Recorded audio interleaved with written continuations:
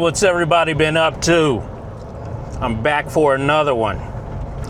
This one should be good, no different than the rest, but I think most things that I talk about are good. Anyway, we are going over something that happened when I was a younger man.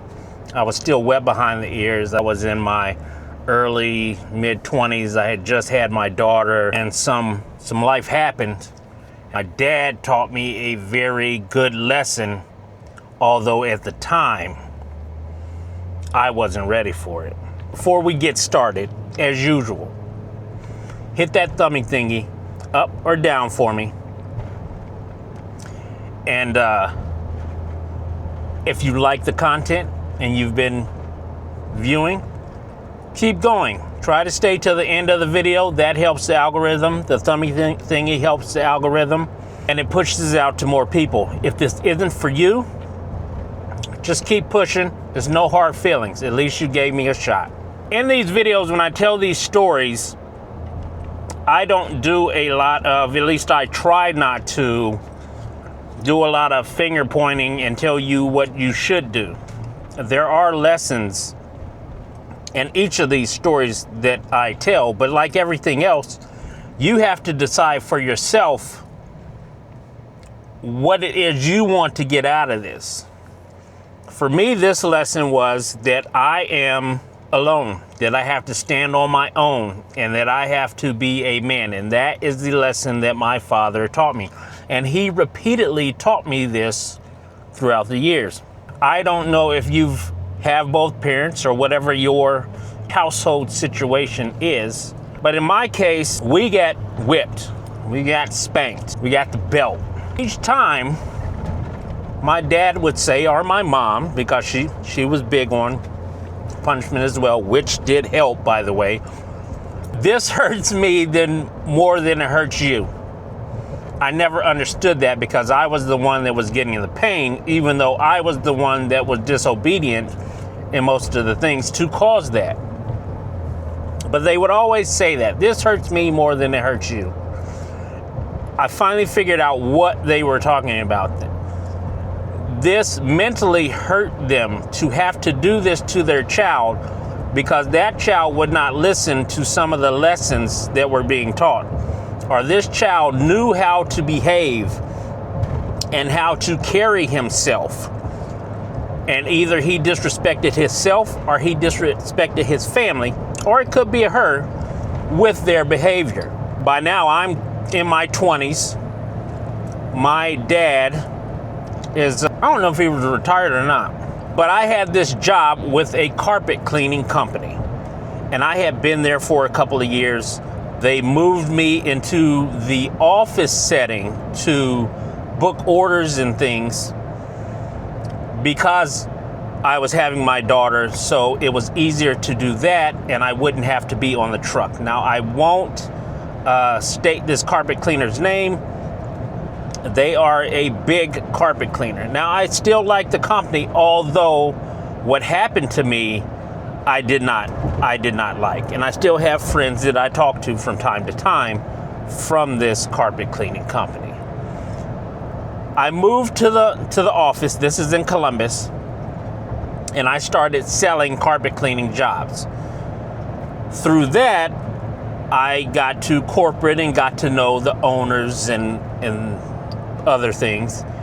And I went into a managerial training program. In order to finish my program, I had to move to another branch. There were no branches close by with any openings for any new managers. I ended up first in Wisconsin. I was there for a while. They sent me there. And then I moved to Indianapolis for about a year or two. No, Indianapolis was about a year before I was able to get my own branch. I would come back every weekend, travel back and forth from Indiana to Columbus to see my daughter, spend time with the family, things of that nature. After my year was up in Indianapolis, they paid me to move out to Denver, Colorado. And I was in Denver, Colorado for a few years. This is where this story will take place. This event, because it's not a story, this is the truth. This event took place. I got out to Denver. Everything was going well at first. My boss got his position based on he was dating the owner's daughter. He was nice at first, and then he transitioned. So if you've ever heard of Jekyll and Hyde, he did that to me. He was nice at first to get me out there, and then things changed. He started doing some unethical things, not only with me, but other workers. I did not like that. Essentially, I went to HR about it. I'm one of the few cases that I know of that was able to prove that there was discrimination, and that was with help from my uncle, from my parents, from reading, from documenting, and from other eyewitnesses. So I proved that I had been discriminated against at this carpet cleaning company. At the time, I thought this was a offer when I should have quit, but I didn't. And the reason why I didn't quit was I thought that I was more valuable than what I was. At the time, I could not see the bigger picture and the setup that was coming to get me out of there. No matter where I had went, I had now won a case against this company. I put a blemish on it, and I have friends in HR, but HR is not your friend at all. We may get into the logistics of it, but I doubt it. I'm gonna try to get everything completed with this story, but we'll see where it branches off to. I digress though.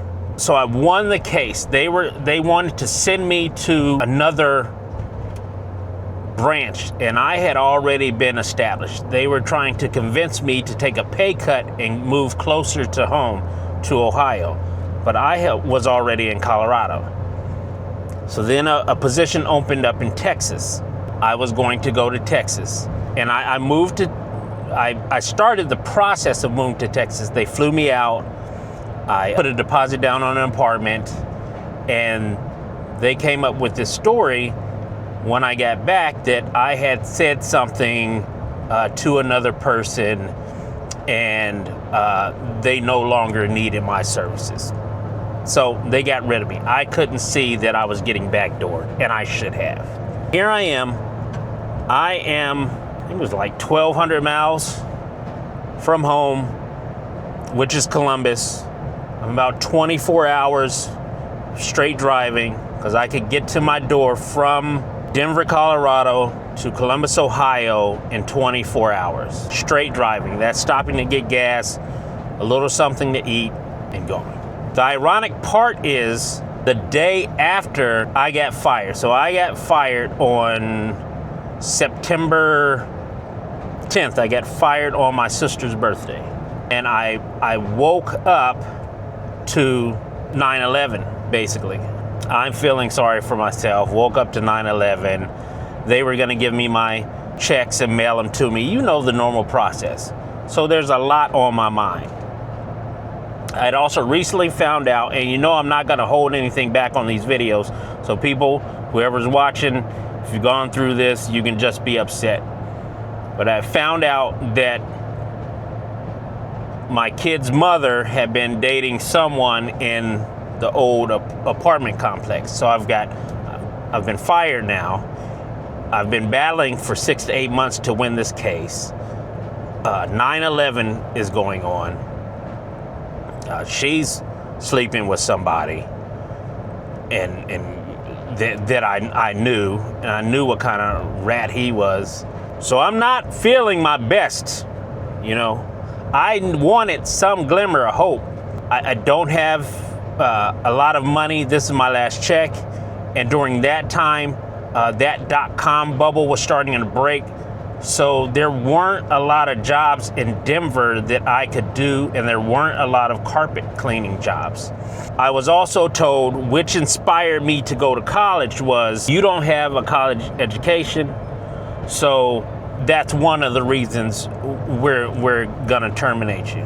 People are correct when they tell you Get that education, because they can't take that away from you. You can never take that copy, that diploma. No matter what they do to you, they can't take what's in here. I naturally did what most people would do, and I called my parents. Hey, I'm having this issue.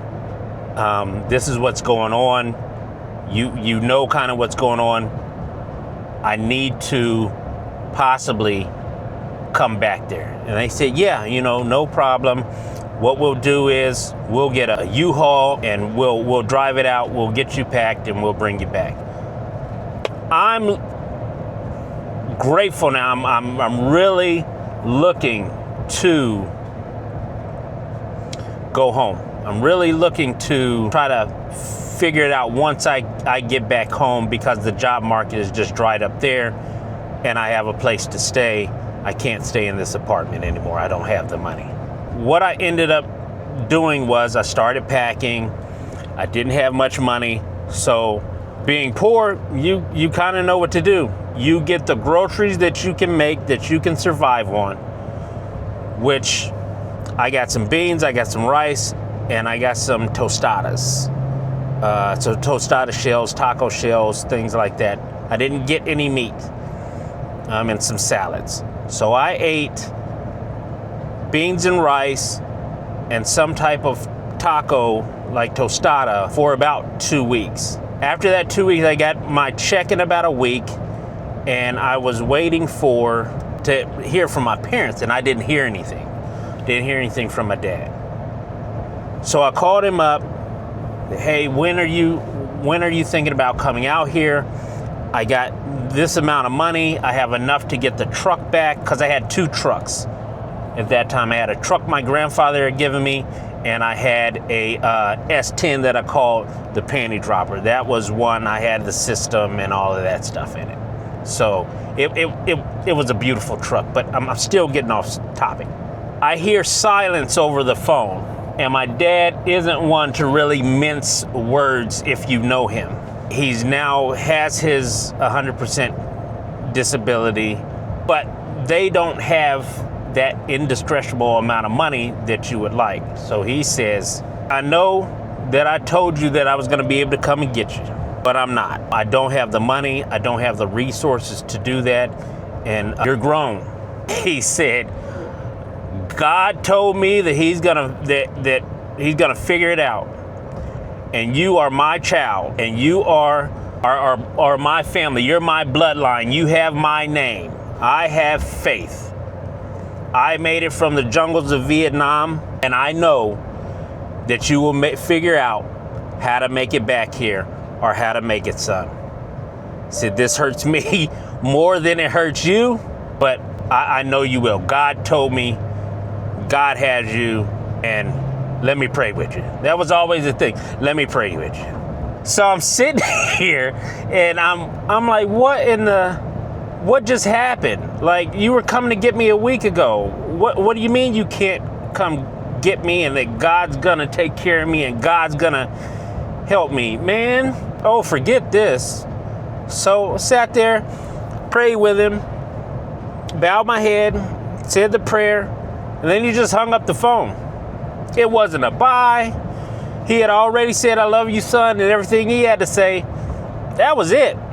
And my dad's notorious for that, which I've learned to grow and appreciate. When he's done, he's done. And I'm pretty much the same way. When I'm done, I'm done. I don't want to talk anymore. I don't want to do a whole bunch of stuff. Just, hey, there's nothing else to talk about. So he hangs up the phone. And I'm like, oh man. So, like he said, been through some rough spots. I didn't appreciate what he was trying to do, which was even further get me to grow up. Now, I'm not soft as table butter, but I thought I really needed some help. But the way it came across and the way I presented it and the situation was, I wanted somebody to save me, and nobody's coming to save me. So I packed up my stuff. I sold what I could. The panty dropper was a GMC Sonoma, like a S10. It had this candy flake paint job that was two-tone. It was nice. I love that truck. Stick shift, system in it. I loaded everything in the back of my grandfather's S10 that he had given me, and it had a cab on it. So I loaded a bunch of stuff in there. I got it shipped off back to Ohio. I went through my budget, cut out everything that I could, and I tarped down the little stuff that was in my truck with 2 tarps, and I started traveling. I think it took me a day and a half to get there because I did stop and rest. I didn't get a hotel room. My truck was not an extended cab. It was a 2-seater truck. And I had 2 15s in the back of this little truck. So it sat straight up. And that was that. I rested on the side of the road. I had something to protect myself, and you know, it was a good experience a couple years later. But at that time, I felt that my father had betrayed, because he told me that he could do it, but he couldn't. And it was one of those things where it hurt him to have to see me go through that, but he knew that it would make me stronger, and into the person he knew that I could be. I don't know where you are in life or what you're doing and what you're gonna take away from this, but now I'm able to sit back and laugh that he left me.